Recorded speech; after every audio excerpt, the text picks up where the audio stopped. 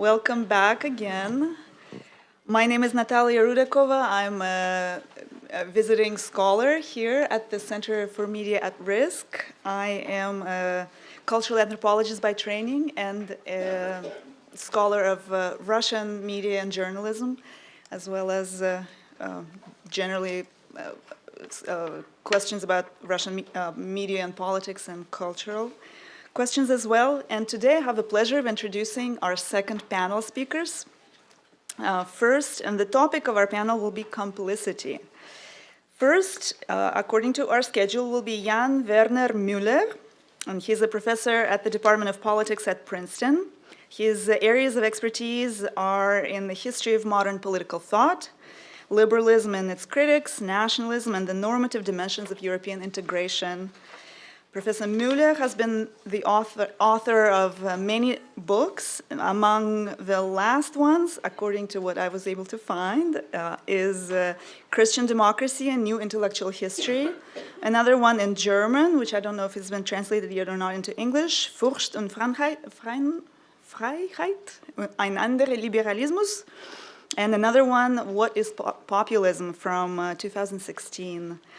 He has had many prestigious awards, and he has been a visiting professor at many different schools and universities around the world. And his public affairs commentary and essays have appeared in the London Review of Books, the New York Review of Books, Foreign Affairs, The Guardian, The New York Times, and Project Syndicate. So if you don't mind, Jan, would you mind coming up here to give yourself a little bit more space and room for 10 minutes, and then we will move on from there. Actually, since I'll be talking about populism, I will even come closer to the people. If I may. So in the questions that were circulated for the speakers, the excellent questions that we got to see beforehand, there was a polite but firm suggestion that we should retire the term populism. And I actually agree with that sentiment to a significant degree. I think it has become a problem that we slap that label on all kinds of phenomena today for which we actually happen to have much more precise concepts, be it protectionism, nativism, racism, all kinds of phenomena which are regularly associated with populism, but which actually, in a meaningful way, are quite distinct. Having said that, I would persist with using the word for one particular phenomenon, which I think doesn't get captured by some of these other concepts. And that is a phenomenon that comes down to a leader or a party claiming that they, and only they, represent what populists typically call the real people, or also the silent majority. It is a claiming of a, Cass already stressed this, a distinctly moral monopoly of representing the people. With the consequence that populists then also will deny the legitimacy of all other contenders for power, and less obviously, they're going to suggest that all citizens who do not share their ultimately symbolic construction of the allegedly real people, and who therefore also politically don't support these populists, that with all those citizens you can put into doubt whether they truly belong to the people at all. Just to illustrate this perhaps less self-evident claim with one quote from our president, in May 2016, Trump gave a campaign speech where he said, I'm quoting from memory, "The most important thing is the unification of the people, and all the other people don't mean anything." I hope you can see where this is going. Contrary to what we read and hear day and night, populism is not just about being critical with elites. All of us can be critical with elites, doesn't mean we're automatically right, but this is certainly not automatically dangerous for democracy, quite possibly the opposite. What is specific and dangerous about populism is, for shorthand, anti-pluralism. The tendency always to exclude others, obviously at the level of party politics, less obviously at the level of the people themselves. Now, if you find this halfway plausible, then I think it has certain implications for how we think about the question whether populists can actually govern. I think there remains a widespread view among liberals in the widest possible sense of this term, probably everybody who's in this room, I suspect, that almost by definition, populists cannot truly govern. Why? Well, it's often said that they're all anti-elitists. Once they come to power, well, by definition, they have become the elite, and they can't possibly continue with anti-elite discourse. Or, another widespread view, all populists are characterized by the fact that they have horrendously simplistic ideas about policy, and that they make all these false promises to the people. And once they come to power, of course, it'll become blindingly obvious from the first day onwards that none of these promises can be kept. No walls are going to get built. No trade agreements are going to get renegotiated. And then, according to this logic, either populists in government become reasonable and actually start to solve problems, or they persist with their populism and thereby disappoint all their followers who will then turn away from them. You can see, hopefully, that in both scenarios, the problem ends up solving itself. They cease being populist by definition, or they will obviously fail once they're in government. This is a widespread, complacent, and deeply misguided view. I think we have enough examples in our era to conclude that populists can very well govern. And not only that, they can govern specifically as populists, which is to say, as actors who on one level do not accept the legitimacy of an opposition. Moreover, and perhaps less obviously, by now I think we can identify distinct elements of what I would suggest we might call a populist art of governance. It doesn't look exactly the same everywhere. I'm not suggesting that Modi equals Trump equals Orban equals Erdogan and so on. Obviously, we're talking about very different, very heterogeneous contexts. What I'm suggesting is something like a family resemblance. That if you lined up all these people and you looked at their regimes, you would say, yeah, of course I can see the differences, but I can also see that they are part of one family. You know, there are patterns which they share, and perhaps less obviously, they can learn from each other, and perhaps even less obviously, they have also learned, not just from each other, but, God forbid, from history. All of us are in favor of learning from history, but of course we always assume that only good people learn from history. And not so nice people maybe also learn from history. And maybe one of the specific things that some of these actors have learned is how precisely not to produce images from the 20th century that would all too obviously remind global audiences of dictatorships, of massive human rights violations, and so on. So the populist art of governance is precisely about doing something that maximizes control over a society and at the same time doesn't look like a traditional dictatorship, let alone anything totalitarian. So, what are we talking about concretely? Well, let me just highlight 4 elements. The first one, I think, is going to be totally obvious to everybody. When these actors are criticized by non-elected, independent institutions, be it courts or free media, they always respond by saying, who elected you? We and only we represent the people.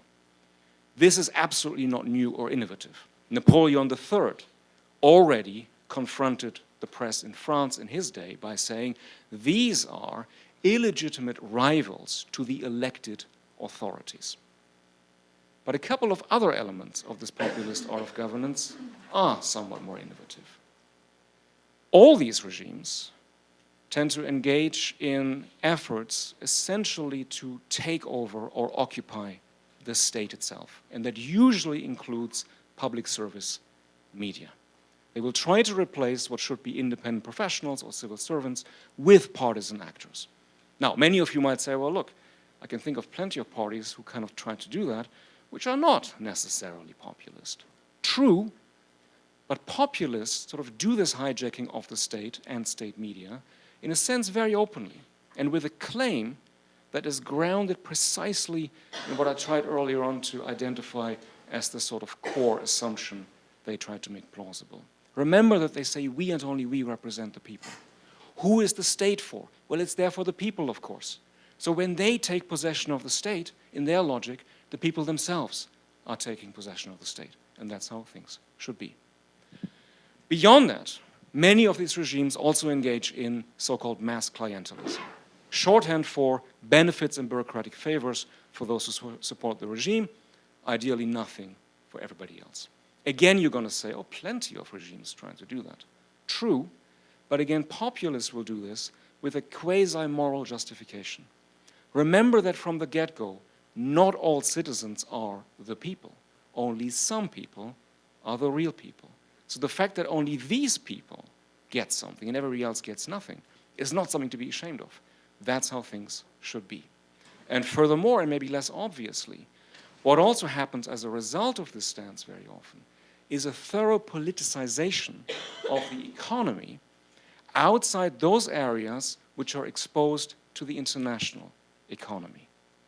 So the economy is used, and these clientelistic relationships are used to exert a lot of pressure, establish control in ways which are not directly ideological and are not directly traceable, in ways in which, let's say, outright repression would be much more obvious and much more traceable. We talked a little bit about fascism earlier today. Many of you will remember Ernst Frankel's famous book about the Nazi double state, where he said, look, in Nazi Germany there was a fair amount of normality. People got married, people started businesses, and so on. It wasn't like, crazy mobilization of everybody all the time.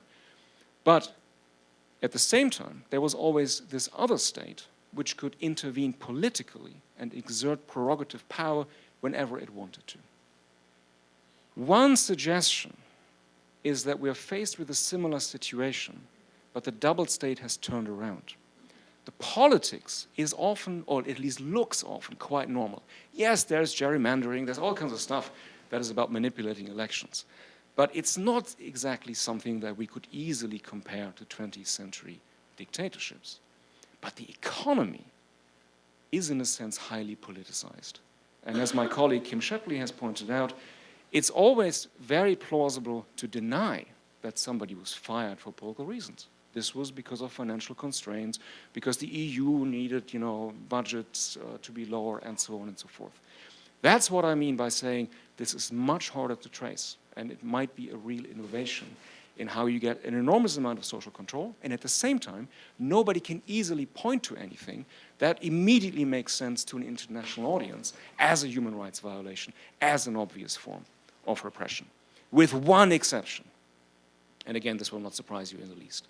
When there is protest from civil society, even if that protest poses no real danger to these regimes, it becomes morally and symbolically supremely important to delegitimate that protest as comprehensively as possible. And you all know how this works. Immediately somebody from the government will suggest that this isn't genuine protest, that this all has been paid for, has been manipulated by, well, the usual suspects will then be trotted out, the CIA, Soros, but basically no limits to creativity. Just remember the Gezi Park protests, for instance, in 2013. Somebody from the government eventually came out and said, well, it's obvious what's really going on here. Everything, of course, had been paid for and organized by, it's obvious, Lufthansa, the German airline. Why? Because, as we all know from Morgan Freeman, from all these great ads, Turkish Airlines is now the best airline in the world. Erdogan has just built the greatest airport outside Istanbul. That's why the Germans got so worried. That's why they called everybody into the embassy, gave them instructions, and then sent them out to protest. Again, this kind of move is rooted in the core claim I was trying to point to at the beginning. If you say, we and only we represent the people, by definition, it cannot be true that parts of the people themselves are against you. So you basically have to convince your audience that these aren't real people. In a sense, they are fake people. Hence also, and I'm not telling you anything remotely new, it makes a world of difference whether a government reacts to protest by saying, look, you really are not elected as civil society. We are elected. We can talk about policies, but you just wait for the election.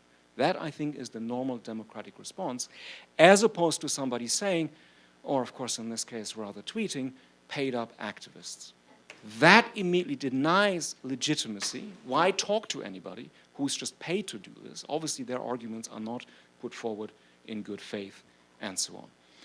Long story short, I think this has emerged as a relatively coherent package that we can see in a number of countries. I'm not suggesting that therefore these actors are invincible or nothing could ever change. That's not it, but I think we are still, if anything, at risk of underestimating the coherence of what they do.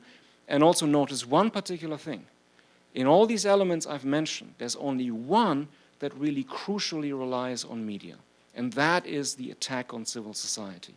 Everything else can work pretty well without having a large degree of control or let alone total capture of the media. So that again doesn't imply a clear-cut lesson of what we should be doing, but I think it should also make us more careful in thinking that, oh, there are only the sort of recognizable elements to this kind of authoritarianism that we can see in terms of repression of media, reduction in media pluralism, and so on and so forth.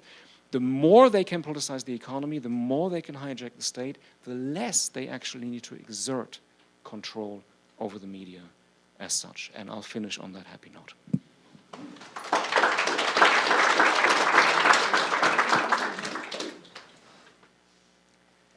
Thank you very much. Our next speaker is Melissa Chan. She is an internationally renowned journalist, scholar, and public speaker. Her work has appeared in the New York Times, The Guardian, The Washington Post, Foreign Policy, and many other outlets. She collaborates with Global Reporting Center based in Vancouver and with the Deutsche Welle Asia broadcasting service out of Germany. She holds a bachelor's in history from Yale and a master's in comparative politics from the London School of Economics and Political Science in the United Kingdom.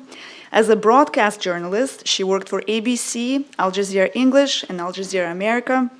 As an Al Jazeera English correspondent in China, she spent 5 years in Beijing until her visa, Chinese visa, was not renewed and she was expelled from the country in 2012 for her courageous reporting. While working in Asia, Melissa Chan also developed an expertise in North Korea, covering the six-party talks and visiting Pyongyang in 2010 to cover Kim Jong-un's succession plans. Another country that Melissa Chan has extensively reported from is Cuba, where she covered the normalization of relations between the United States and Cuba during the Obama administration. Additionally, she has reported from Canada, South Korea, Hong Kong, Kuala Lumpur, Mongolia, Moscow, Jerusalem, Ramallah, and Gaza. In 2011-2013, she was a John Knight Journalism Fellow at Stanford, where she studied and wrote about issues of cybersecurity, media innovation, and entrepreneurship. And these days, she spends a lot of her time splitting her time between New York and Berlin. So with that, I give the floor to Melissa.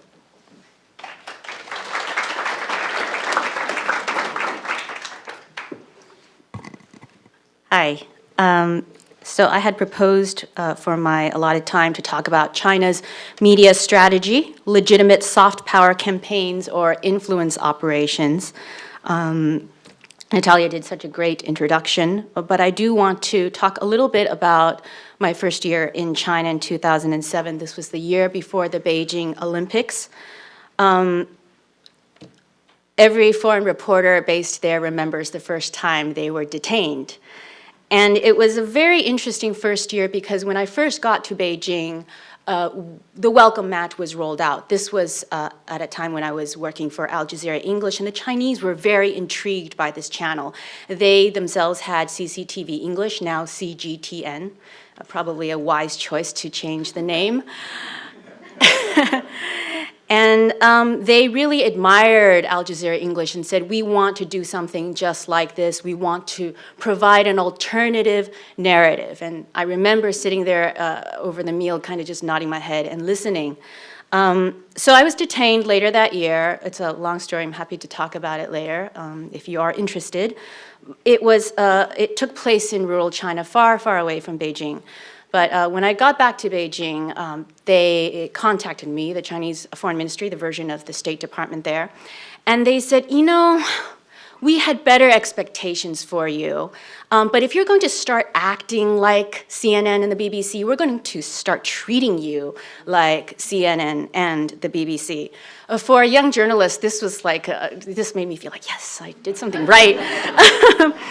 But you know, looking at that incident in 2019, looking back and reflecting on it, it really tells you a lot about Chinese authorities' view of media as propaganda, and that there is no one truth, that there are different truths and different narratives, because they had expected a certain kind of narrative from Al Jazeera English that would be different from CNN and the BBC. For a journalist thinking about facts and sometimes being told by people to stick to the facts, you hear this a lot, especially in the United States from certain politicians, I think about this a lot. Like if there was a car accident and 3 people died, and I reported 3 people died, I guess that's sticking to the facts. But if a country is authoritarian and you say it's authoritarian, is that a fact or not?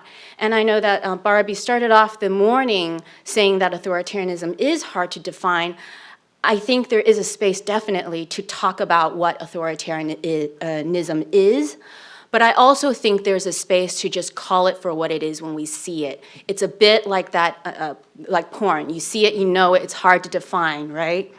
And to me, as a journalist, I don't think it's activist to say that a country is authoritarian. I think it does service to the public.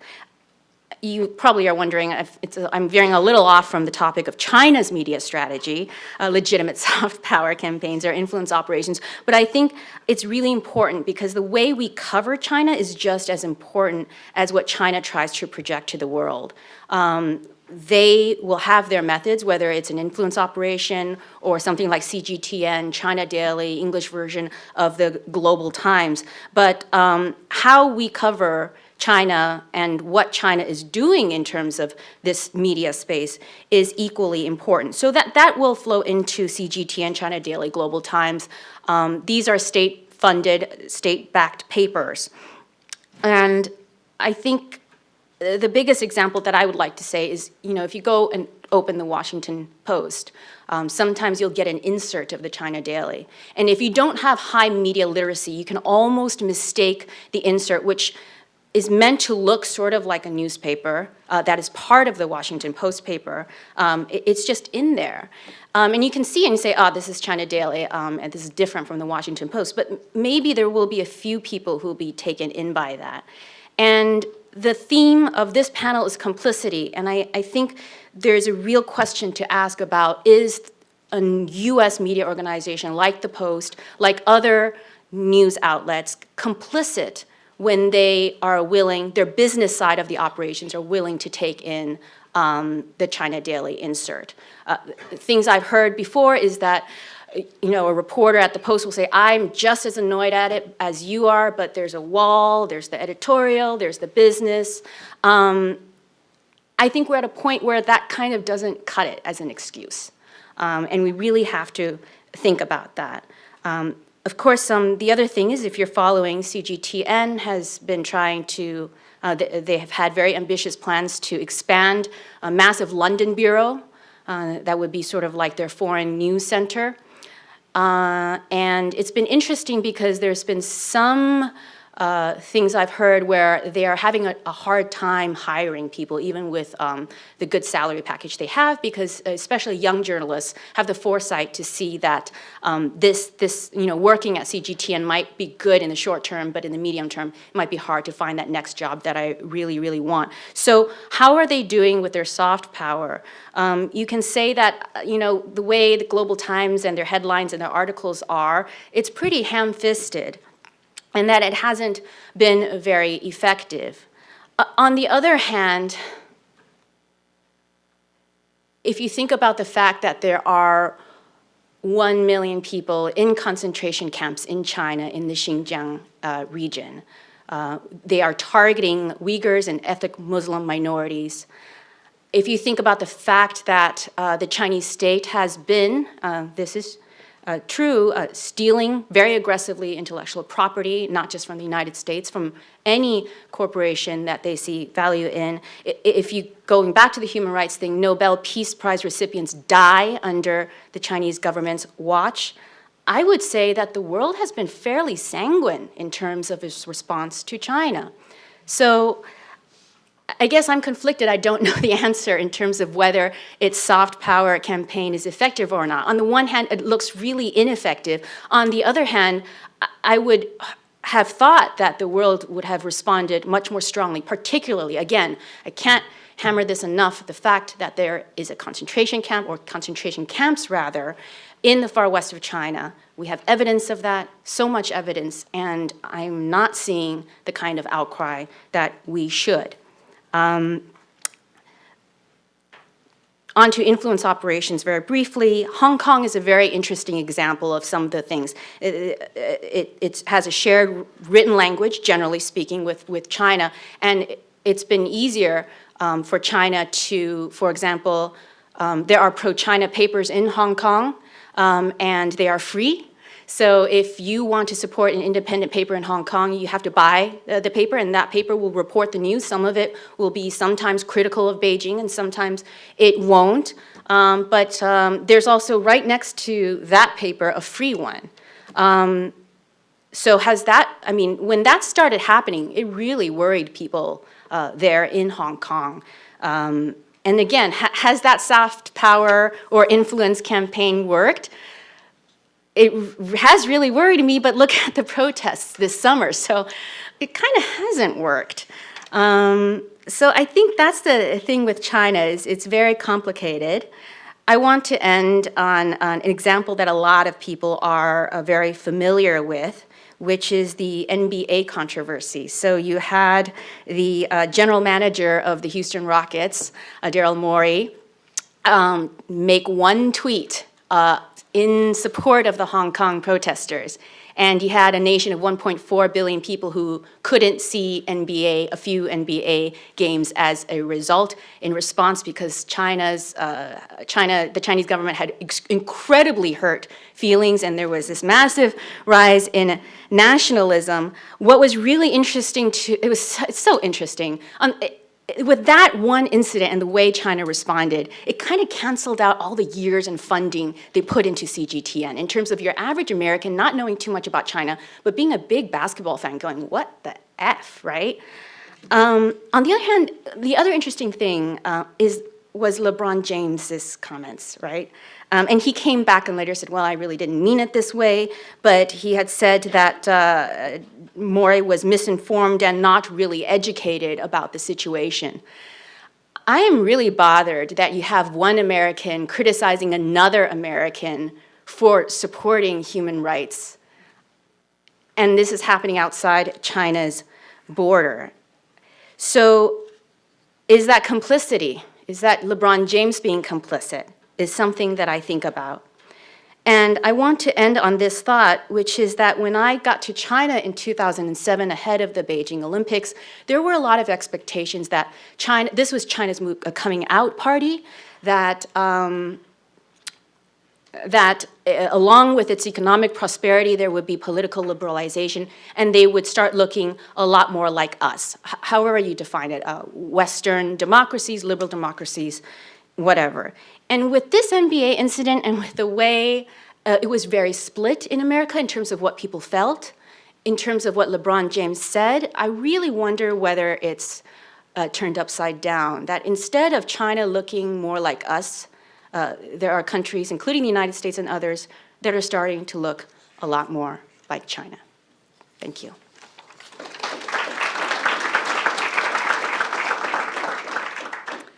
Thank you very much to Melissa Chan. Now our third speaker is Keith Gessen, who is currently a George Delacorte Assistant Professor of Magazine Journalism at the Graduate School of Journalism at Columbia University. He is a founding editor of N+1 magazine and a regular contributor to The New Yorker and the London Review of Books. His work has also appeared in The Atlantic and other literary venues. He's the editor of 3 nonfiction books and the translator of several literary works and the work of oral history, all from Russian. He is also the author of 2 novels. One is called All the Sad Young Men, and the other, a more recent one, is called A Terrible Country. Most of Keith Gessen's journalistic work has focused on the effects of a collapse of communism on the countries of what used to be the Soviet Union.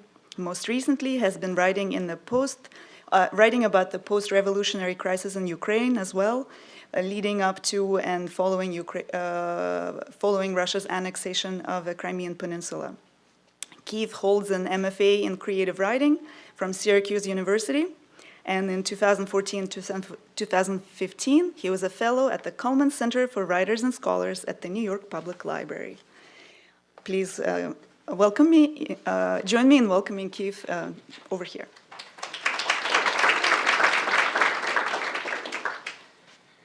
Hi, thank you, and thank you for having me. I'm really happy to be here. I've had a kind of discomfort with the word authoritarianism for a while, and then I was invited to come to this conference on authoritarianism along with a very distinguished group of speakers, and I thought, well, if not now, when? So here goes, and I want to sort of frame this as a story about how I became disillusioned with the term. I started teaching at Columbia Journalism School 3 years ago, and I started in the fall of 2016. I was hired then, and I was to teach a class in the spring of 2017. And I made up a syllabus. I was going to teach a kind of themed magazine, so I made up a syllabus. The magazine was going to be about the internet. The students were going to write articles about how the internet was affecting politics and culture and so on. I had this approved by the Committee on Instruction, and then November 8th happened. Trump was elected president. I woke up the next morning. I paid $20 to buy the domain name TrumplandiaMagazine.com, and I wrote a new syllabus for a magazine class about the new conditions. And I presented that to the Committee on Instruction. They were as surprised about this whole thing as I was. They said, fine, do what you have to do. And so it was a very interesting experience. We started the class literally the day before the inauguration, right? The spring semester started right before the inauguration of Donald Trump. And as a kind of way of guiding the students in their work for the semester, I proposed 4 rubrics. The rubrics were immigration, white supremacy, taxes, an interest of mine, and threats to democracy or authoritarianism. As we went through the semester, I learned that immigration was a very productive theme for us to be thinking about. Several students wrote about, we had a Spanish-speaking student. He interviewed a lot of immigrants who were feeling very threatened by what was happening. One student wrote a very interesting piece. She was Lithuanian. She wrote about international students and how large a part of the American university economy they make up. And how that was being threatened by Trump's policies. So immigration was very productive. White supremacy was very productive as a theme for my students. Taxes, nobody took me up on taxes, but I wasn't surprised, and I drew no conclusions from that. What I was surprised by was that threats to democracy was not a productive line of inquiry for my students. We should have read some of the books that were written by some of the panelists today, but we read Hannah Arendt, we read Robert Paxton, The 5 Stages of Fascism. It just didn't seem to explain to us what was happening. It didn't lead to reporting that was useful, and eventually I kind of gave it up. And we moved on to other things. I took Hannah Arendt, more Hannah Arendt readings off the syllabus. Interestingly, the one historical work that we read that was actually very illuminating was All the President's Men. The sort of comparison to Nixon was very useful. The comparison to Mussolini, where you ended up doing a kind of quiz. Some things about Trump are like Mussolini, other things about Trump are not Mussolini. He gets like a 5 out of 10 on the Mussolini quiz. It didn't work for our publication. So that happened, and I kind of put that away in my mind And as the Trump presidency developed, I kept thinking about it. And I started thinking about it in terms of my experience in Russia. So most of my experience as a journalist has been writing about Russia. I'd watched for about 20 years as the liberal opposition tried to make some dent in the popularity and the power of Vladimir Putin. The way they went about this was they would say Putin is a terrible person. He is a dictator. He is the butcher of Chechnya. He is the strangler of the independent media. He is a former KGB agent. And the response to this was sort of twofold. On the one hand, some of the people who really liked Putin said, well, we liked that he butchered Chechnya. We never liked the independent media. And the KGB was a wonderful organization. The other thing that they started saying that was very interesting was, okay, you don't like Putin. Well, who do you propose? If not Putin, who? And the liberal opposition never really had an answer to that question. And one of the reasons it seemed to me that they didn't have an answer was they hadn't produced a candidate. But also they talked about Putin so much. They were so fixated on Vladimir Putin. That they themselves had created this kind of aura around him of total power, total control, invincibility, irreplaceability. Authoritarianism needs an authoritarian. And they had created one. Thank you. So that I found interesting. And then there have been two kind of lines of attack on Putin that have been effective over the last 10 years. One of them comes out of the campaigns of Alexei Navalny. He's an anti-corruption campaigner. His politics are imperfect, to put it mildly. He's a nationalist. He has this kind of fantasy about capitalism being a wonderful thing if only people would get out of its way. And yet, he has been very effective by not talking that much about Putin. He doesn't ignore Putin, but he does investigations about Putin's friends, Putin's associates, and demonstrates that those people are terribly corrupt. And it takes the emphasis off of Putin and says this whole system, this whole elite, this whole party, the United Russia, is corrupt. It's the party of crooks and thieves, in Navalny's phrase. And this politics has been very effective. It's brought people out into the streets. It's allowed Navalny to create a national party. And it isn't really about Putin as an autocrat or an authoritarian or a bloody dictator. The other thing that has brought people into the streets periodically has been attempts by Putin and his regime to carry out neoliberal reforms. Things like monetizing pension benefits, more recently raising the pension age from 55. Thank you, USSR. But you know, those things, and helped along by the Communist Party, but almost kind of spontaneously, people would come out into the streets and protest, and Putin's popularity would fall in a way that it never fell when people were accusing him of being a bloody dictator. So putting those two things together, authoritarianism, not a useful concept for my students, not an effective politics for the Russian opposition. The other thing that concerns me about it, especially in the Russian case, but now also thinking about Trump, is the kind of delegitimizing aspect of the concept of authoritarianism. We talk about populists and authoritarians delegitimizing the opposition. I believe it also works the other way. When we say Putin or Trump is a bloody dictator, that means their supporters are supporters of a bloody dictator. And it tends to delegitimize them in the political field. And I do wonder if that's a game that we want to be playing. So to end, you know, to be constructive, I want to propose some terms that I would find more useful than authoritarianism. Oligarchy. What's wrong with oligarchy? as a term. You know, if the usefulness of terms like authoritarianism or populism is that they are transnational, well, what is more transnational than the oligarchy? State failure is a term that I think might be useful in thinking about. One of the ways that these regimes tend to fail their citizens is by deconstructing the administrative state.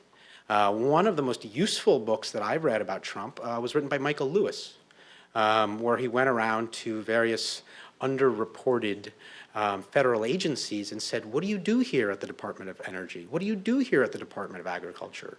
What will happen if you no longer do those things? And the answer was terrible things will happen if they no longer do those things.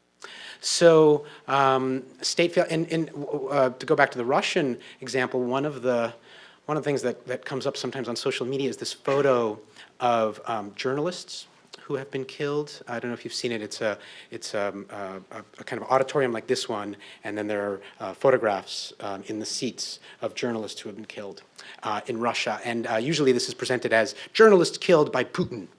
And the very first person sitting in that first chair where you were sitting is Dmitry Kholodov, who was indeed blown up by a suitcase that he thought had source material in it when he was investigating corruption in the Russian military.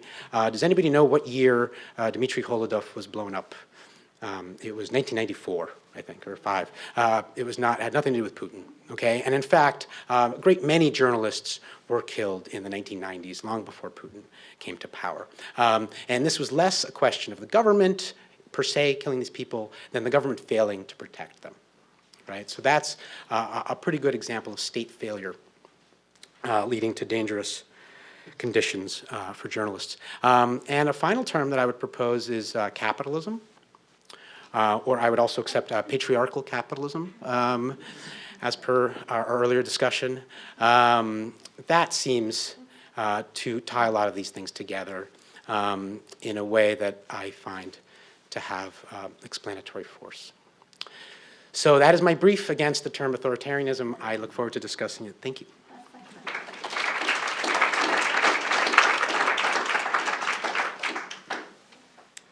Thank you very much to all of our speakers for their engaging and some provocative conversations. I myself have a history of fighting against the term authoritarianism as well, but I have, especially in relation to Russia, but I have more or less stopped fighting against it somewhere around like 2008, 2009. But for the first 8 or 9 years of Putin in power, I vehemently fought against it. So solidarity there on that front. So I think how we're going to do this part of a symposium is I would like to invite a number of you, perhaps, to ask some questions. If you want to stick to the topic of complicity, that is the theme, please do. If you have specific questions to the panelists, please do. If you have leftover thoughts from the previous session, that is also good. And we'll do maybe a round of questions together, then turn it over to the panelists so that they can themselves kind of decide what they want to zoom in on in their responses. And then if we have another round, we could do that as well.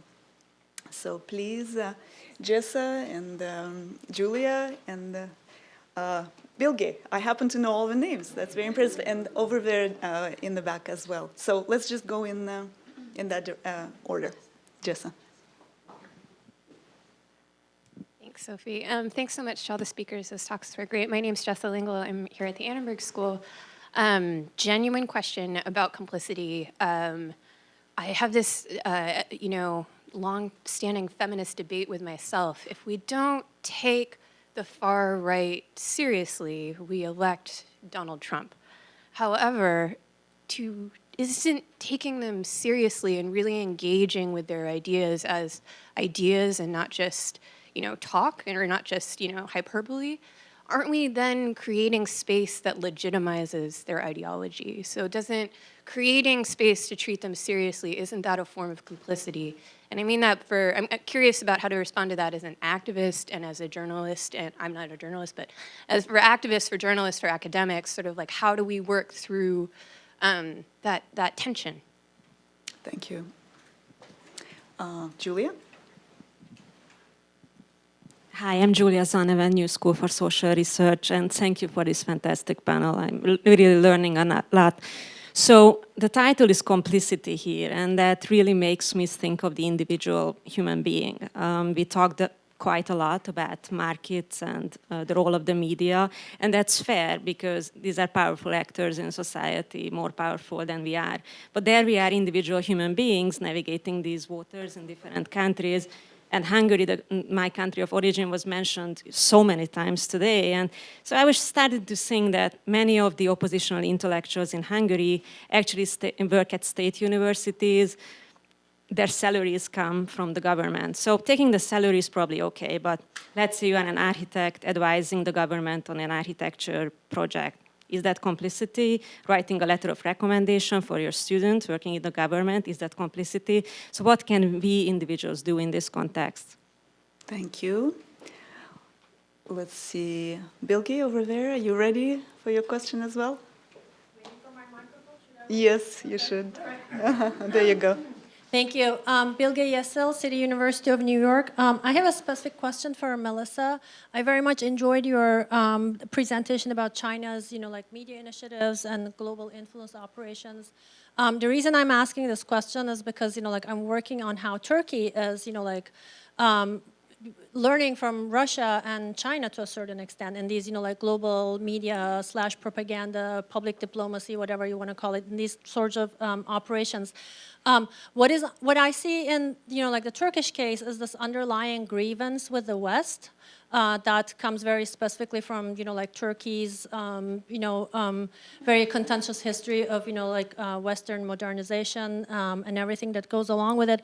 I don't know how, and this could be a question for Keith as well.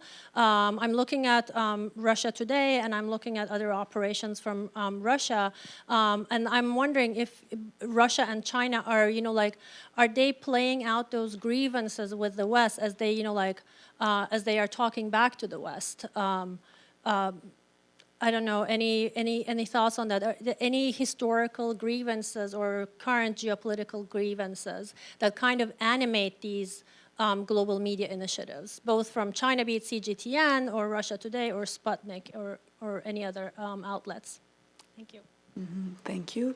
The gentleman in the back there, would you like to ask your question? All the way in the back row? Yeah, very good. Thank you. There's almost no reporting on what's really going on in China in terms of economics. They're having the same bubble explosion that's like the tulip thing in Holland years ago. Can we get some explanation on why this information is being suppressed? Thank you. All right, let's turn this over to the panelists for now, and then maybe we can take another round of questions.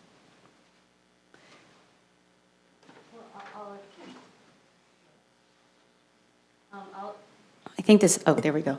I'll address your question about grievance with the West. I mean, when I stood up there and was mentioning the detention camps in Xinjiang, the thought appeared in my head that, of course, the United States, it's hard to be an American and point fingers because there are children who are being held in camps at the border and are separated from their families. But then, there's a rabbit hole of whataboutism that we are all very familiar with. Capitalizing on that grievance is real. I don't think the history of the United States and the American record overseas helps when an American journalist or the U.S. state criticizes China on its human rights issues. And very recently, I think it was just the last few days, the Chinese Foreign Ministry, one of their spokespeople came out to say, well, you can't criticize us for how we treat this ethnic minority because look at your record with Native Americans. So yeah, there are, our foreign policy does not help. Having said that, I'm a firm believer that, just because my neighbor kills someone doesn't give me a get out of jail card to kill somebody else. I don't think that's that kind of thinking and rationale that the Chinese state media puts out and their spokespeople put out there's just a logical fallacy to that. But yeah, they definitely capitalize on it. And I think that that's where it was coming from when they were having meetings and being very excited about the narrative, the counter-narrative that Al Jazeera English would provide would cleave more similarly to CCTV. And there was this sense of grievance. And I think that grievance is to an extent legitimate, but it just becomes weird, frankly, when you see it play out at the NBA or with that young American Muslim teenager on TikTok, and how they responded. It just gets a little, frankly, ridiculous. But yeah, they definitely capitalize on it, and there are people who buy it. Oh, I mean, this isn't your question, but whenever someone mentions Russia Today, I reach for my Nielsen ratings chart. The number of people who have watched any amount of Russia Today in the United States, could fit in this room.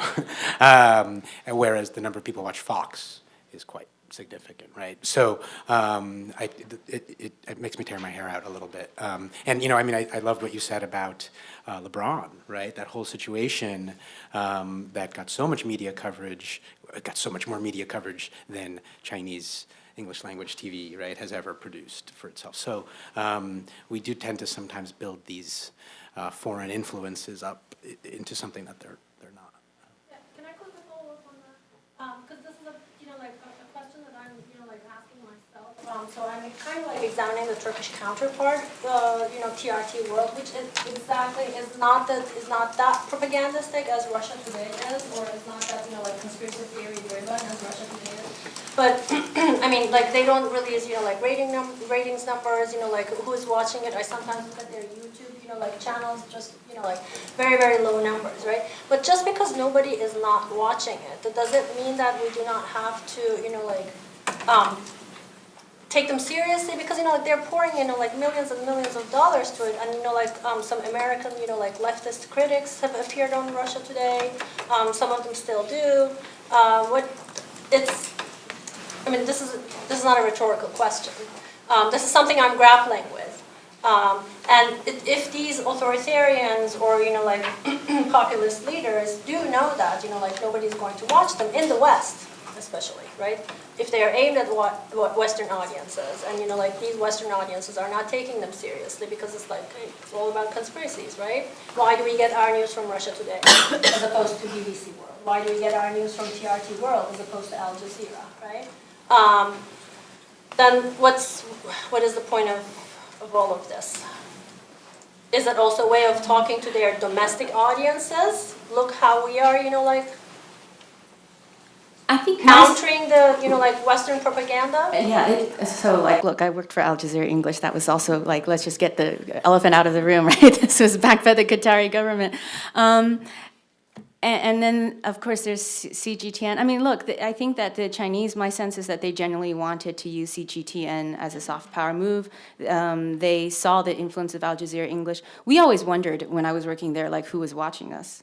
There weren't Nielsen ratings. It's I always wondered if I had an audience of one, or there were actually tons of people, apparently in Nigeria, who was watching Al Jazeera English, which excited me because it's a big country with a huge population that frankly doesn't get enough attention. But yeah, it's really hard to quantify the TRT and the impact of Russia Today, CGTN, and the impact of Al Jazeera English as well. So. I guess I don't know the answer, whether we should ignore them or not. I guess I'm sorry this is not helpful, but. Let me try to engage with the question about engaging with the far right. So here's a clear-cut answer: yes and no. Should academics stop writing books analyzing the far right and its ideas? Absolutely not. In case you want to read an absolutely excellent one, I recommend Cass's book that has just come out, The Far Right Today. That's a different question from how should journalists treat the far right.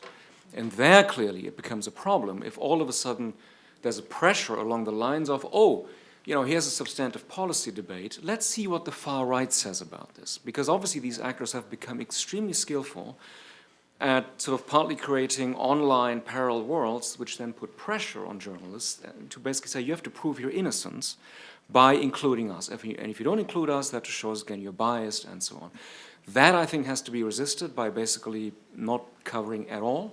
Or if they do cover, not fall for what are often very, very savvy media strategies. So example, by now I think every German newspaper and magazine has had a story about the person who's supposed to be the great ideologue of the far right in Germany today, who lives, of course, as one should if one aspires to that kind of role, on a manor in East Germany. And all these people go there, and they always write exactly the same home story about the German, I'm not sure it's a German shepherd, but you get the picture, the dog, and how that couple treats each other, and they call each other Sie in German, which Carl Schmitt did with his wife as well. So we travel down that road that never gets to a point of asking the very simple question, so, what exactly are your answers to the following 5 policy, challenges that all of us face today? Never gets there. So that is the kind of obvious example of something that goes wrong in terms of engagement. One other thing, if I may, that slightly responds to what Keith was saying earlier in critiquing the use of certain terms. So yes, in a sense, calling somebody an authoritarian and populist is a way of questioning their legitimacy. There's no way around that. But we employ plenty of these, if you like, asymmetrical concepts. When we call somebody a racist, we also kind of do something which they're not going to like, and which, is not just another contribution to pluralism. Everybody sort of, is sort of okay around here. I also agree, in a sense, that it's always a sign that something has gone wrong if political analysis revolves entirely around the mind of the leader. So in Hungary, I think for a long time now, political analysis has become Orbanology. In this country, it's fast becoming Trumpology. And obviously, that in itself becomes a form of power, because the sense is it's all about him, right? And even if something seems to go horribly wrong, plenty of people will contribute to the debate by saying, oh, but it's a brilliant Machiavellian scheme. It just looks like it's gone wrong. But he must have thought ahead that actually this is going to work out and so on. So I agree that's a problem too. What I don't think, though, is the case is that saying that somebody is a populist or authoritarian implies that you malign all their followers. So this is, what for shorthand is I think by now known as the deplorables problem. The issue is that these leaders themselves tell us who they are. They go on record. When I say these are anti-pluralists, I think it's not my invention. They tell us that that's their view, that that's their stance. It doesn't follow that all their followers are committed anti-pluralists. There are plenty of people out there who probably vote for all kinds of other reasons. Now we can ask the question about complicity, whether that, whether there isn't a threshold after which you simply can't vote for anybody anymore, even if all you care about, let's say, is Marine Le Pen's fantastic agricultural policies. Okay, she just has fantastic ideas about that. I don't care about all the racism and so on. So there is a question, but still, I think we cannot simply assume that all these people share the same views or that they are all anti-pluralists. Hence, I mean, at this point, really, nobody needs to criticize Hillary Clinton anymore for anything. But in my humble view, the deplorables bit was actually not the problematic one. What he says is deplorable. What a lot of his followers say is deplorable. The term that was scandalous that she used was irredeemable. She said, these people are irredeemable. That, I think, is profoundly undemocratic. To basically say, we can just write these people off, no point in talking to them. Of course, you don't even know them for the most part, right? You have no idea, why exactly they might be acting as they do, and you simply say, okay, they're out. Then I think you get into the wrong kind of symmetry, where populists are excluding, and then your response is, okay, and then we exclude all their followers because we can be sure they must be irredeemable. Sorry, end of rant. And just to follow up on that, the Russian case is exactly the same, where the kind of liberal elite will dismiss Putin's supporters as irredeemable. There's a word, savok, which is like a Soviet, kind of the dustbin. The dustbin of Soviet history. Yeah, and these people who came to us from the Soviet Union, and we just need to wait for them to die off, right? But unfortunately, a new generation of them has been born, right? So the fact that we see this kind of very similar rhetoric in both cases does point to something, right? Yes, let's take on a second round of questions over here. Let's go from over here, because I know Florence wanted to ask her question in the previous session, so we'll start with her and then move westward. So I have a different question for this round. I thought the things that John said about sort of describing this populist art of governance as a way to describe, I guess, some of the tactics similar regimes are using similarly are really useful to like sort of think about talking about populism. And I'm thinking about sort of Keith's disillusionment with the term authoritarianism and whether we could use sort of similar steps to get to either a better term or describe what a lot of people are calling authoritarian creep, sort of like finding these family resemblances and putting them in more useful typologies. And then if we were going to do that, I was wondering what are some of the attributes you think would be most useful then? Thank you. Let's see, scanning the room, Barbie next. Thank you for a really great panel. So I want to actually use my time to push back on Keith. Sorry. So the idea that authoritarianism is not being readily recognized, to me, is exactly data for why we should be focusing more on authoritarianism. And I wonder, I mean, I don't want to make a generalizable statement, but the fact that we've got both you and Natalia standing up there saying the discomfort that that is caused by thinking about Putin or the post or the pre, whichever. The early Putin years. Yeah. In terms of authoritarianism, that may be a whole different thing, but I think that the suggestions that you make in terms of alternatives, oligarchy is less than the entity, right? State failure is after the fact.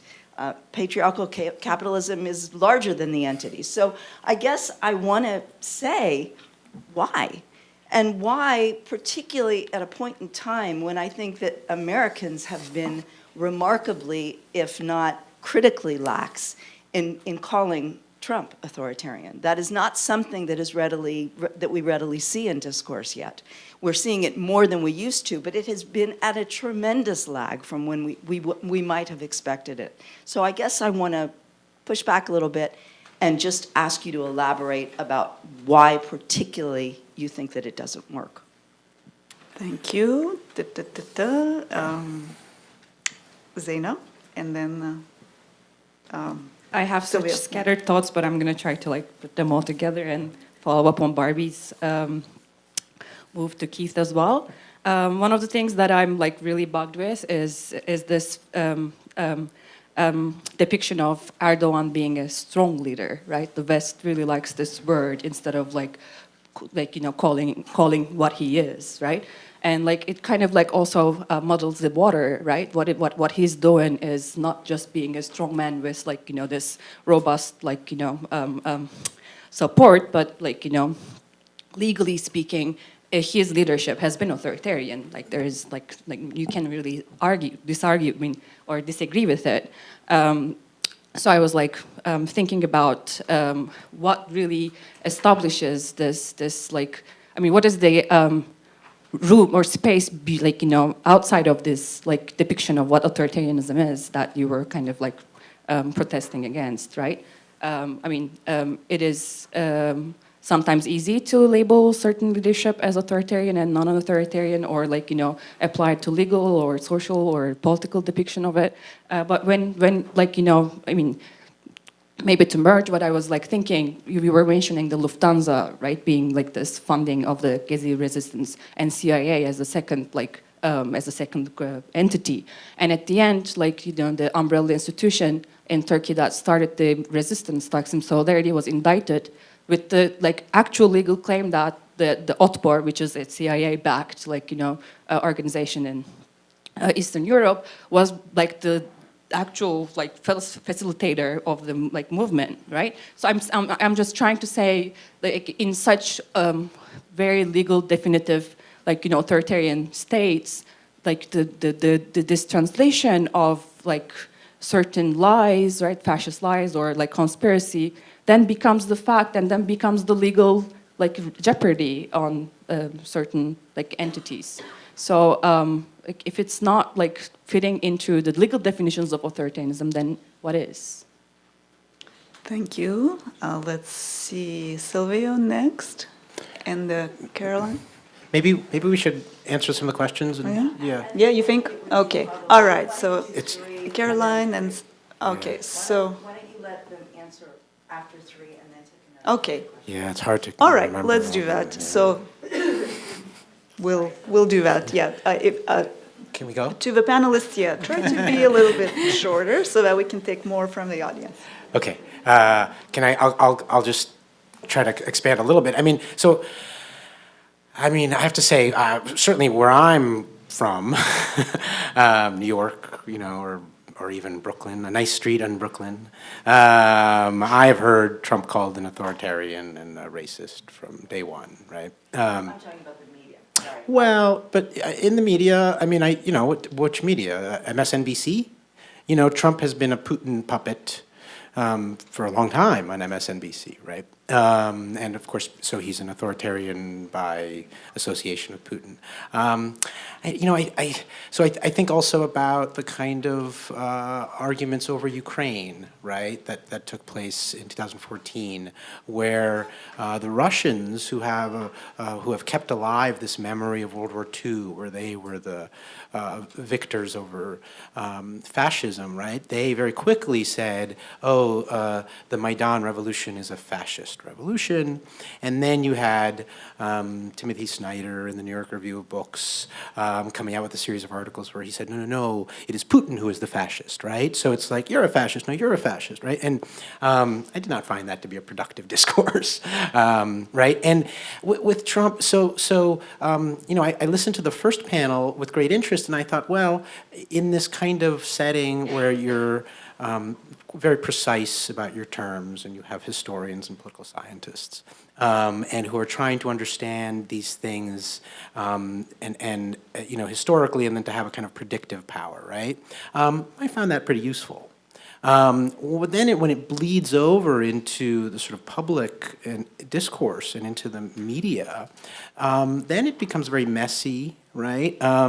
For a long time, I really liked the term competitive authoritarianism. This is a term that came up about 15 years ago. Hybrid authoritarianism, right? These seem to describe a slightly more complicated case, right? But again, when you get into the media, right, the hybrid and the competitive, they drop out, and you're just back to authoritarianism again. It just seems to me like we're better off describing specific things that are happening, right, on the ground to specific people. Whether those people are being separated from their parents at the border, right? Whether they're being rounded up in raids, whether they're being denied access to abortion, right? I mean, so many things. Many of these things predating Trump, right? As a kind of journalist, as an editor, those stories seem to me more compelling right now than this somewhat abstract discussion. Yeah. Would any of the other panelists would like to respond, or should we go back to questions? Okay. I'll add a quick Go thing. ahead. I know I stood up there and said, we should be able to call something authoritarian if it is. As you could tell from, I think I tried to convey almost, is that I'm of two minds of a lot of these things.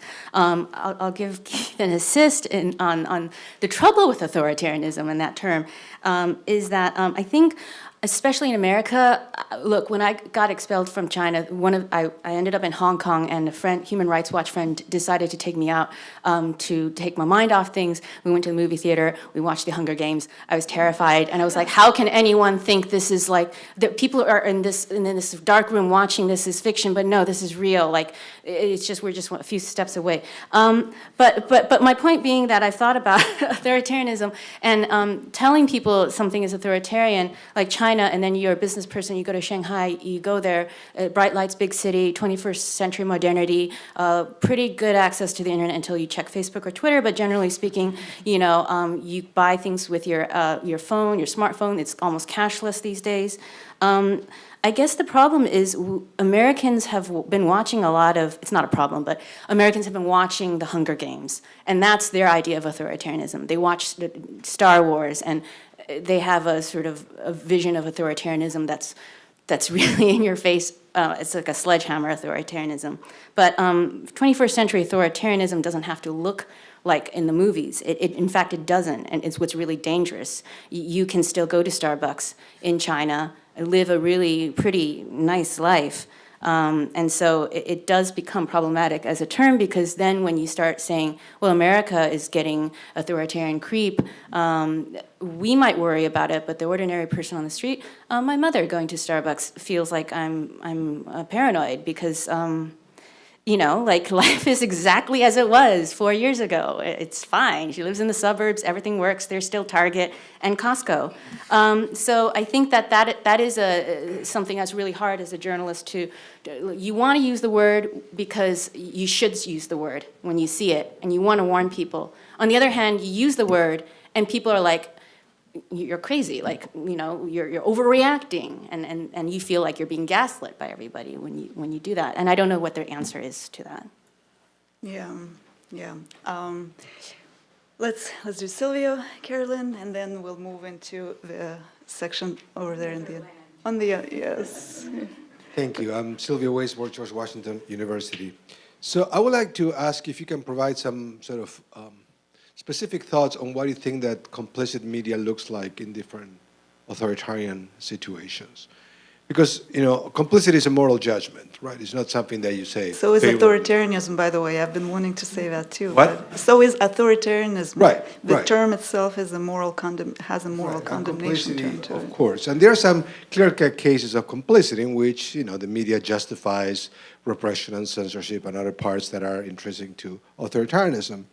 But, I mean, those are clear-cut cases. I'm more interested in sort of in more ambiguous cases, in cases of strategic silence, sometimes out of fear, sometimes out of repression, sometimes because of other factors. So what does it look like, what an accomplice media will look like beyond the obvious cases in the different types of authoritarianism that we're talking about, you know, within sort of the same bag, which there are sort of different rooms to be an accomplice or actually be defiant, which is the topic of the next panel. Thank you.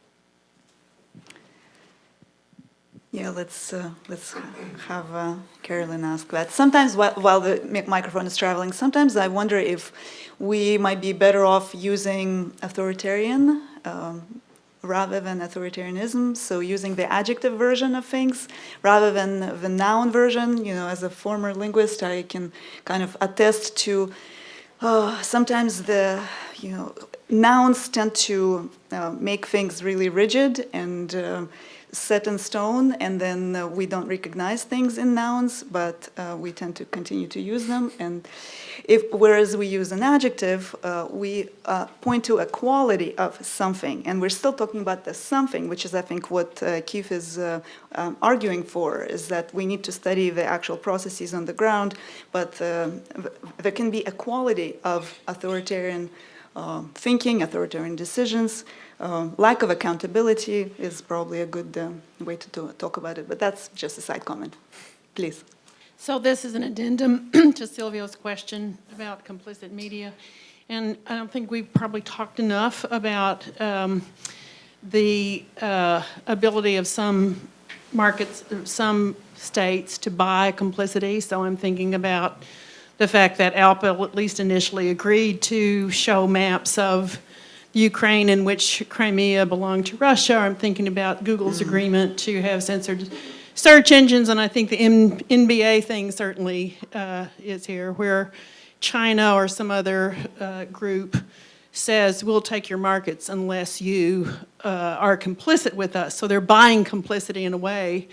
But what's really awful here is the willingness of those threatened to be complicit and to go say, well, rather than lose a market, I'm I'm going to cooperate in this censorship.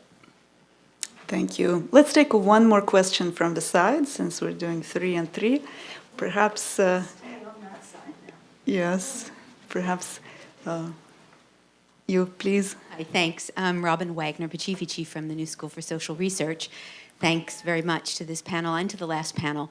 And I have a question that I think bridges both panels. It has to do with the role of emotions.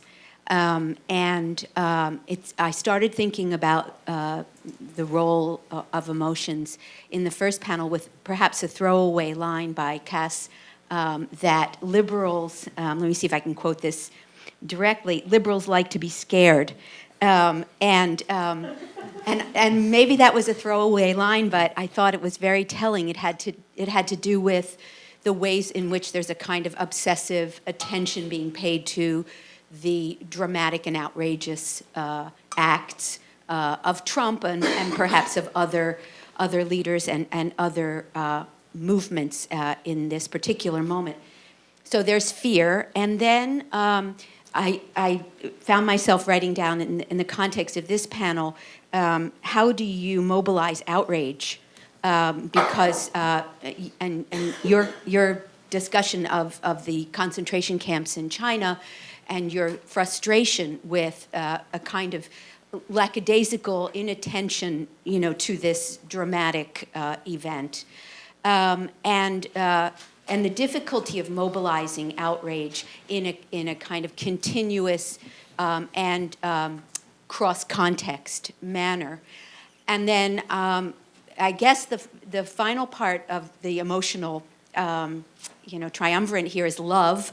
And Nancy Pelosi's deployment of the term love yesterday, which was artful and somewhat surprising. But I just thought that it would be useful for me to hear you talk about, in figuring out which terminology to use, where to pay attention, how to get people to pay attention, what the role of emotions might be for the media and outside of the media. Thank you. All right. Round of answers now, please.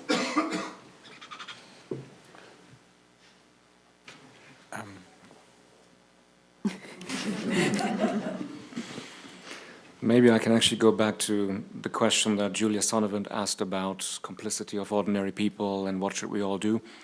And I'm glad I now have 3 hours to respond to it adequately. I think the worry would be that this worry, why aren't people doing more, or maybe why aren't they more outraged, etc.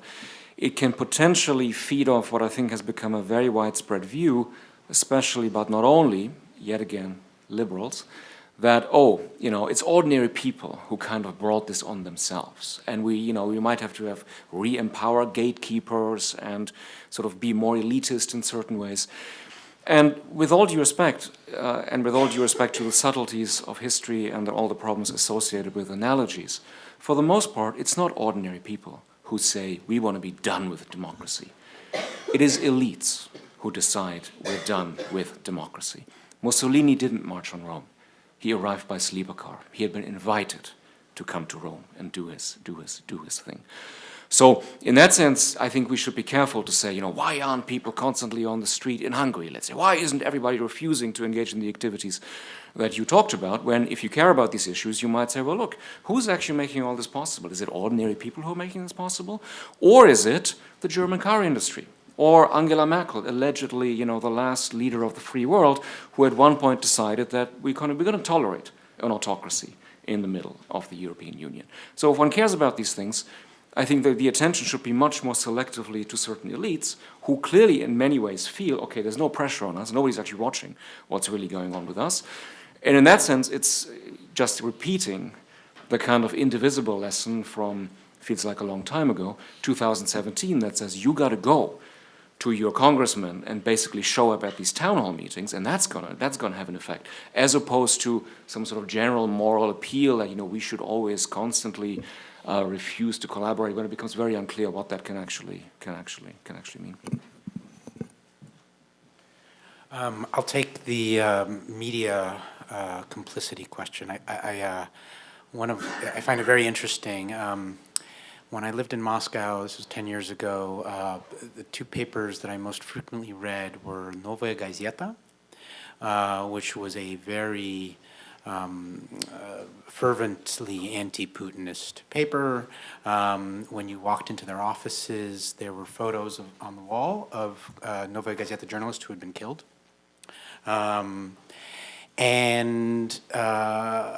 Then the other paper that I read was Complicity, which was a kind of business daily, sort of not quite the Wall Street Journal, but sort of like that.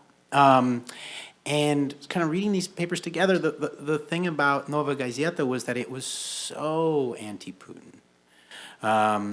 It was so insistently angry about what was happening in the country. The standards of journalism, as it was written in Novaya Gazeta, would not always have been recognizable, I'll put it that way, to a kind of an American reader. And I learned that the country was ruled by horrible people. I didn't necessarily get a lot of other information from reading Novaya Gazeta.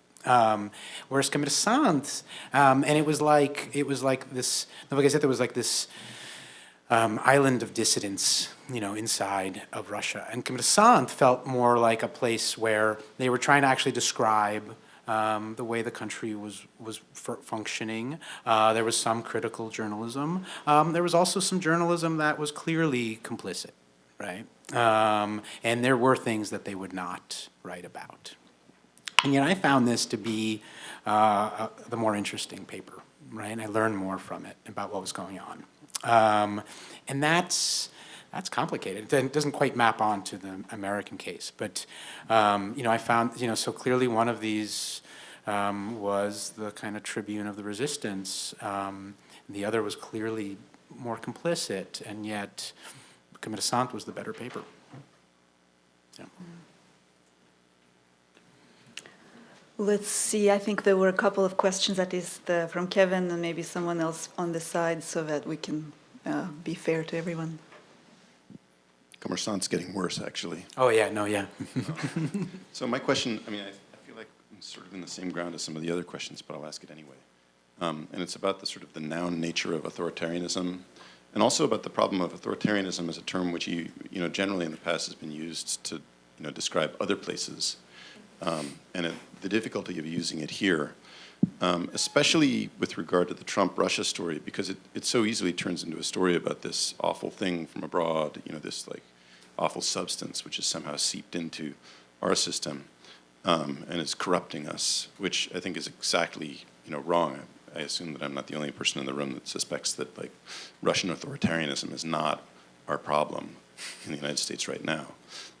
So that does make me want to ask this question, as professional journalists, what do you think, dialing it back 5 years, what have journalists in the United States been complicit in that was the actual precondition for the rise of Trump? And it's not authoritarianism, it's something else. And I suppose there are like easy answers, right? So it's like those bad, journalists at Fox are complicit in Murdoch's News Corp.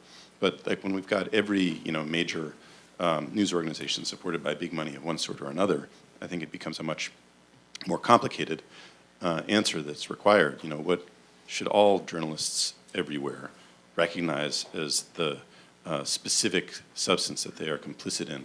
And I'm not sure that oligarchy is going to do it. I don't know you're going to convince a lot of journalists not to be complicit in oligarchy, because that's actually what's paying their salaries, all of them. So, like, what's your answer? Where, if you dial it back 5 years, where can you find the complicity, which is the problem that led to where we are now? Any other finishing questions, perhaps? Yes, go ahead. Hi all. I'm Joonas Koivukoski from the University of Helsinki, and I'm visiting full-part scholar here in Temple University, Philadelphia.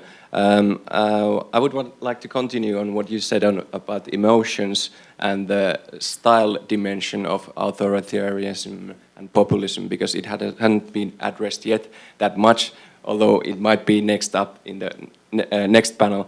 But don't you think that also the rise of populism in the advanced liberal democracies is also about the sort of the failure of other parties and their communicational strategies. And also that we don't have a sort of affective leftist sort of equivalent to Fox News, so to say. That it's some of the scholars that I've been reading lately have suggested that we should have more like effective metaphors coming from left and more effective sort of even leftist populism styles that sort of engage people. We see that happening a little bit here in the United States with the rise of progressive politicians, but I think we could also talk about these issues more and, you know, analyze. You asked the question how to mobilize outrage. We should study Fox News, how they do it. That's the one thing. Yeah, and I think, yeah, just to elaborate on that topic as well. And I suppose we're going to do that on the next panel as well. Thank you. We have one last maybe comment over there. Oh, and over here as well. Okay, let's do that. And because that'll, I think we still have a little bit of time. Yeah, let's just briefly do that. Yeah, so just in terms of this idea of how to mobilize outrage, there already is mobilization happening. And for example, the Green New Deal, young activists who are fighting for climate change. And what I think is problematic and complicit with media such as the New York Times is this idea of moderation and centrism. Mm-hmm. So this idea of, for example, there's a lot of comparisons in the New York Times, the Washington Post, Wall Street Journal, of Alexandria Ocasio-Cortez to Trump, and comparing Green New Deal advocates to Tea Party members. Mm-hmm. So in that way, suppressing what is already mobilization and what is already a commitment to changing political process and to be more democratic. So I'm wondering what your thoughts are on this threat and complicity of idea of moderation and centrism that really proliferates across. That's sort of, sorry, that's sort of the answer to Kevin's question, I feel. Yeah. Right there. Because it calls them, it says she's a populist, right? Bernie's a populist, like Trump. That's what they say. Yes. Yes. No. Exactly. Right. I mean, this is one of the problems with the term populism. If the conference had been called populism, rather, that would have been, one of the things we should have talked about, right? Yes, and that is the answer to Kevin's question. It was the media's. What did the media do wrong? It dismissed the campaign by Bernie Sanders for president. And it continues to do so. And it's a very interesting question. Can the media owned by oligarchs critique oligarchs? Maybe they can critique other people's oligarchs. Maybe not their own oligarch, but maybe not. Maybe you need a publicly funded media to do that. Let's take one last comment over here, just a comment, and then we're going to finish because we're out of time. And we will continue, of course, in the couloir, and then afterwards in our third session. So go ahead, please, briefly. I want to support what you said, too, that there is so much mobilization around the world, and maybe we can talk outside later. I really wanted to hear your thoughts about religiosity in America and media's hands-off complicity regarding religiosity. The question about emotion, I think, is tied to that, particularly in media. I wrote a book last year about anger and authoritarianism and various other things, and the root of a lot of it had to do with identity and political power or feelings of powerlessness. But what I see often in media is the inability to be critical of religiosity when it contributes to political dynamics that are destructive. And I think that ends up creating the kinds of false equivalences that you're talking about, which is a rambling comment, I know. It doesn't have to be a question, but any No thoughts? problem. I'm sure we'll come back to the themes. Thank you all very much. We take a break till 3:15.